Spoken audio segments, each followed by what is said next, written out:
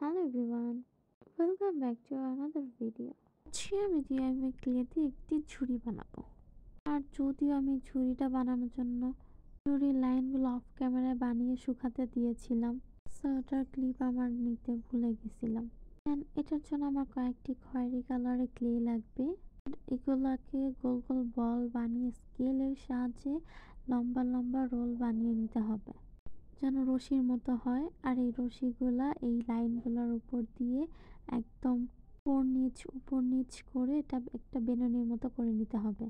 And এটা করা খুবই কষ্টের, কারণ একটা ক্লে আর একটা ক্লের সাথে লেগে যাচ্ছিল। অ্যান্ড আমি আগে থেকে এই রশিগুলো বানিয়ে একটু শুকিয়ে নিয়েছি যেন আমার ক্লেতে না লেগে যায়, বাট উপরেগুলো লেগে যাচ্ছিল। আর উপরে যে এক্সট্রা লাইনগুলো ছিল এটা আমি কেটে দিয়েছিলাম। যেহেতু লাইনগুলো দেখা যাচ্ছে, তো আমি দুইটা রশি বানিয়ে নিয়েছি অ্যান্ড এটাকে একটু বেনুনি করে নিলাম, পেঁচিয়ে নিলাম আর কি, উপরটা দেখতে একটু সুন্দর দেখায়।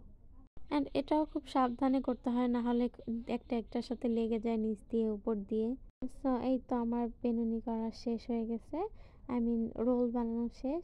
এখন আমি এটা উপর দিয়ে দিব। আমি এটা পেঁচিয়েছিলাম অফ ক্যামেরায়, তারপরও দেখি একটা লেগে গেছে, দেন আমি আরেকটা বানালাম।